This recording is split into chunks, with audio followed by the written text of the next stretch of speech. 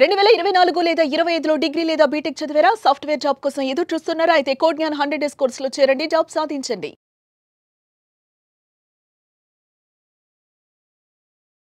నమస్కారం శ్రీ ఆచార్య అనంతకృష్ణ స్వామి గారు. నమస్కారం అండి. ఈ వీడియోలో ఏ సబ్జెక్ట్ చెప్తున్నారు? మనకి 360 దాటినామంటే మనం ఒక గోల్ని మనం దాటినట్టే. ఎందుకంటే మనకి మనం ఇంతకుముందు కూడా మనం చెప్పుకున్నాం, జ్యోతిష ప్రకారం తీసుకున్నప్పుడు మనకి 9 అంకెలే ఉంటాయి మనకి. ఓకే, సృష్టి మొత్తం ఈ 9 అంకెల మీదే మనకి నిర్మాణం జరిగింది. ఇప్పుడు మనం మొత్తం మనం ఎలాంటి మండలాలు తీసుకునేదైనా సరే, ఇప్పుడు భూమిని తీసుకుంటే మనకు మొత్తం టోటల్ 360 డిగ్రీస్ అండి. 3, 6, 9. ఓకే, 108 నక్షత్రాలు ఉంటాయి మనకి. 1 + 8 9, 0 తీసేస్తే ఇట్లా ఎటు తీసుకున్నా సరే నవగ్రహాలు అలా మనకి ఎదైనా సరే మనకు 9 సంఖ్యతోనే ఉంటుంది. దాని మీద మనం గతంలో ఒకసారి వీడియో చేసుకున్నాం. కాబట్టి 360 నెంబర్ అనేది మనకు ఒక మంచి ఎక్సలెంట్ నెంబర్.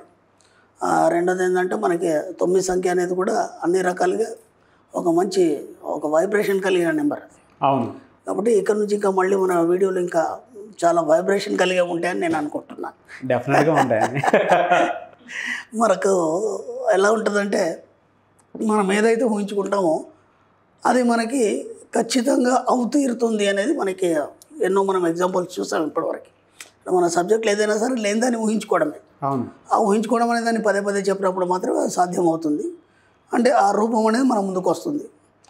కొన్ని ఎగ్జాంపుల్ తీసుకుందాం మనం. ఇప్పుడు ఒక సాధకుడు ఉన్నాడు, ఒక గొప్ప సాధకుడు ఉన్నాడు. ఇప్పుడు మన వాళ్ళు కూడా ఎంతోమంది ఎన్నో సాధనలు చేస్తారు. అమ్మవారి సాధన కానీ, అలాగే అయ్యప్ప సాధనలు కానీ, ఇట్లాంటి కొన్ని సాధనలు చేస్తారు. అది చేసినప్పుడు ఏమవుతుందంటే వాళ్ళు చేసేది కూడా అఫర్మేషన్. ఇక్కడ విచిత్రం ఏంటంటే మనం చేసేది డబ్బుకు సంబంధించిన అఫర్మేషన్.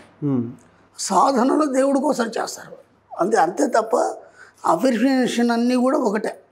అది దేనికోసం అనేది మీ యొక్క ఆలోచన విధి విధానాన్ని బట్టి ఉంటుంది అంతే. ఇప్పుడు ఒక దేవుడి సాధన అనేది మనం మొదలు పెట్టిన తర్వాత దాదాపు ఒక మండలం రోజులు, ఒక 40 రోజులు అనేది మనం దాన్ని డిసైడ్ చేస్తాం. ఓకే. ఆ 40 రోజుల్లో ఏం చేస్తారంటే వాళ్ళు ఆ దీక్ష నియమానికి కట్టుబడి ఉంటారు. కట్టుబడి ఉండి ఆ 24 గంటలు ఆ ఉపాసనకు సంబంధించినటువంటి ధ్యానాలు తప్ప వేరే ఆలోచన ఉండదు వాళ్ళకి. అంటే ఫస్ట్ ఏంటంటే మన సబ్జెక్టులు ఏం చెప్పుకున్నామంటే ముందు నీ యాటిట్యూడ్ మారాలనుకున్నాం. ఎన్నోసార్లు చెప్పుకున్నాం. నువ్వు ధనవంతుడుగా, కోటీశ్వరుడుగా నువ్వు కావాలి అనుకున్నప్పుడు ఏం చేయాలి? ముందు నీ యాటిట్యూడ్ మారాలి. అంటే ఏం చేయాలి? ఇక్కడ సాధనలో ఏమవుతుందంటే నువ్వు ఒక దీక్ష మొదలు పెట్టగానే ముందు నీ యాటిట్యూడ్ మారడానికి నువ్వు డ్రెస్ కోడ్ అనేది మారుస్తావు. అర్థమైందా? డ్రెస్ కోడ్ మారుస్తావు. ఇక్కడ ఏం చేస్తావు? ఒక ధనవంతుడు ఎలా ఉంటాడు అలాంటి డ్రెస్ కోడ్ నువ్వు వేస్తావు. అంత సింపుల్గా అర్థమవుతుంది. సింపుల్. అక్కడేం జరుగుతుంది, ఇక్కడదే జరుగుతుంది. ఆ తర్వాత పూజ విధి విధానంలో ఏమేమి మెటీరియల్ ఉంటుంది, దాన్ని ఏమేమి తీసుకొని ఎలా చేయాలి, ఆ విధి విధానం అంతా దాంట్లో ఉంటుంది. ఒక ధనవంతుడిగా నువ్వు ఎలా ఖర్చు పెట్టాలి, నువ్వు ఏమేమి ధరించాలి, నువ్వు ఎలాంటి ఐటమ్స్ వాడాలి, బ్రాండెడ్ ఐటమ్స్ అనేది అంతా దీంట్లో ఉంటుంది. అంతే సింపుల్. ఏం లేదు. ఇప్పుడు 24 గంటలు ఆ భగవతారాధనలో అతడు మొత్తం నిమగ్నమై ఉంటాడు. ఇంకా వేరే ఆలోచనలు ఏముండవు. ఓకే, అదే ఆలోచిస్తున్నాడు నిరంతరం. పదే ఏదైతే చెప్తున్నామో అది మాత్రమే మీ యొక్క ఫైనల్ గ్లాండ్ తీసుకుంటుంది. ఇప్పుడు ఇక్కడ మనం ఏం చెప్తున్నాం అంటే మన సబ్జెక్ట్లో ఆ యాటిట్యూడ్ రిచ్నెస్గా మార్చుకోవడంతో పాటు 24 గంటల డబ్బు సంపాదించడం గురించి చెప్తున్నాం. అక్కడనే మా సాధకుడు ఏ దేవత ఆరాధన చేస్తాడో దానికి సంబంధించిన బీజాక్షరాలు చెప్పడం కానీ, లేకపోతే ఆ దేవతకు సంబంధించిన రూపాన్ని పదే ఉంచుకుంటాడు. ఓకే, ఇక్కడ మనం ఏం చేస్తున్నాం? అదే యాజ్ ఇట్ ఈస్గా డబ్బు సంపద అని మనం ఎప్పుడు ఆ బీజాక్షరాలు అనుకుందాం. ఆ బీజాక్షరాన్ని మనం తలుచుకుంటూ దాంతోపాటు ఆ డబ్బు సంపాదించడం అనేది ఎలా ఉంటుందో ఊహిస్తున్నాం. అర్థమవుతుందా? ఏదైనా సాధనే. ఇప్పుడు ఇది ఒక సాధనే, అదొక సాధనే. ఇప్పుడు ఏమవుతుంది?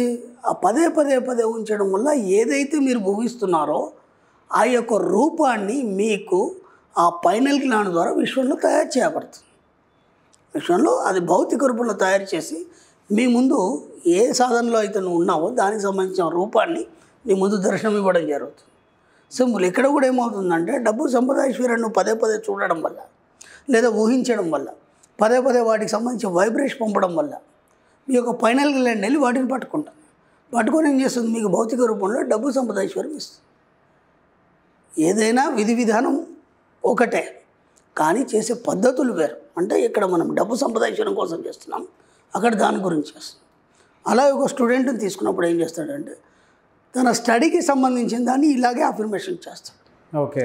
ఎవరెవరి ఫీల్డ్లో ఎవరెవరైతే ఉన్నారు, అప్పుడు ఒక మీడియా ఫీల్డ్ ఉంది, వాళ్ళు దాన్ని ఎలా ఇంప్లిమెంట్ చేయాలి, ఇప్పుడు దానికి సంబంధించిన ప్రతినిధులు వాళ్ళందరూ ఉంటారు, వాళ్ళకి ఇక వేరే ఆలోచన ఉండదు కాదు, ఎలా ఇంప్లిమెంట్ చేయాలి, ఎలా న్యూస్ ఇవ్వాలి, ఈ ఆలోచన తప్ప ఇంకేముండదు. ఎప్పుడైతే మనం ఒకే విషయాన్ని పదే పదే ఆలోచిస్తామో, పదే పదే ఊహిస్తామో, దానికి సంబంధించిన మెటీరియల్ అనేది నీకు దొరుకుతుంది. ఎందుకంటే విశ్వం అరేంజ్ చేస్తుంది. స్టార్టింగ్లో మీరే అన్నారు ఎన్నోసార్లు, అసలు డబ్బు మీద ఇంత సబ్జెక్ట్ ఉంటుందా? ఎస్, నాకు తెలిసి నేను కొంత సబ్జెక్ట్ రాసుకున్నాను స్టార్టింగ్లో.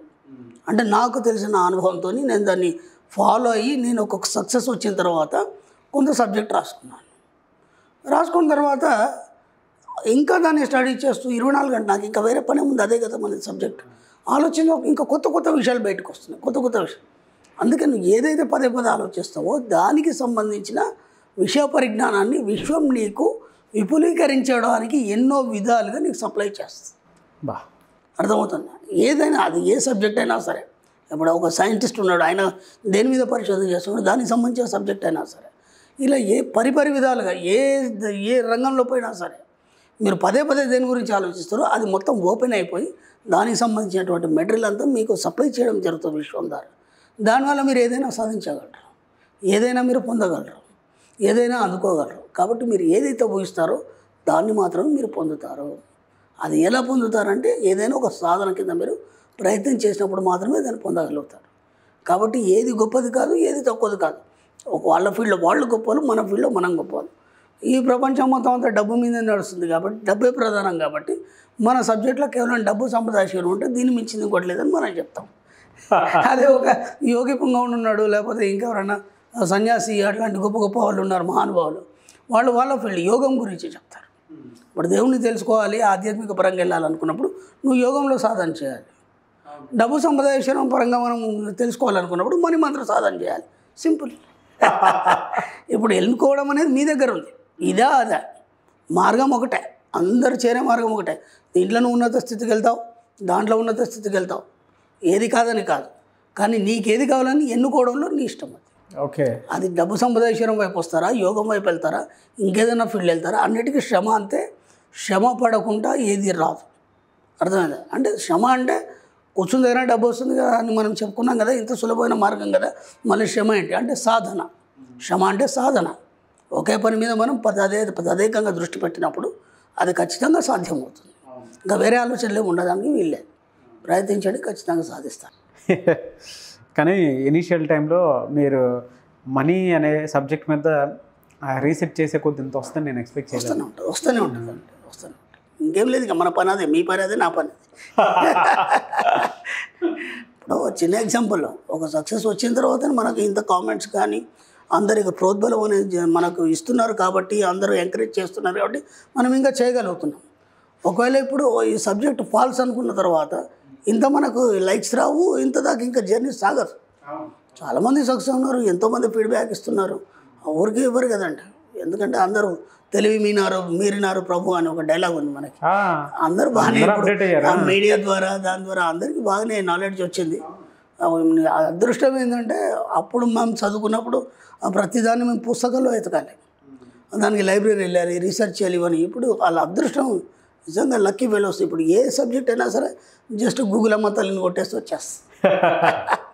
ఇప్పుడు మనం చెప్పిన దాన్ని వాళ్ళు కూడా వెరిఫికేషన్ చేసుకుంటారు కదా, ఇది ఎంతవరకు కరెక్ట్ అనేది. బోలెడు పుస్తకాలు ఉన్నాయి దీని మీద, చదువుని నేనే చెప్పా. ఎందుకంటే చదివితే ఎంత చదివితే అంత నాలెడ్జ్ వస్తుంది. కరెక్ట్ అన్నప్పుడు ఫాలో అవ్వండి, లేదంటే వదిలిపెట్టేయండి. Yes, thank you so much Shri Acharya Anantakrishna Swamy garu. Suman టీవీలో మీ పర్సనల్ అండ్ బిజినెస్ ప్రమోషన్స్ కోసం కింది నెంబర్కి కాంటాక్ట్ చేయండి.